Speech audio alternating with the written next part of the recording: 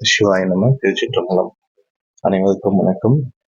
நமது ஓம் நம சிவாய அன்னதான அறக்கட்டளை சார்பில் தினமும் அன்னதானம், காலை சிற்றுண்டியும் மதியம் உணவும் வழங்கப்பட்டு வருகின்றது. குடியாத்தம் பேருந்து நிலையம், அரசு மருத்துவமனை மற்றும் சாலையோரத்தில் வசிக்கின்ற அன்பர்களுக்கு இந்த உணவு வழங்கப்பட்டு வருகின்றது. இந்த சேவையானது கடந்த 19-20 ஆண்டுகளாக தொடர்ந்து நடைபெற்று வருகின்றது. சேவையினை பாராட்டி சர்வதேச தமிழ் பல்கலைக்கழகம் அடியனுக்கு டாக்டர் பட்டம், மதிப்பு முனைவர் பட்டம் வழங்கி கௌரவித்துள்ளது.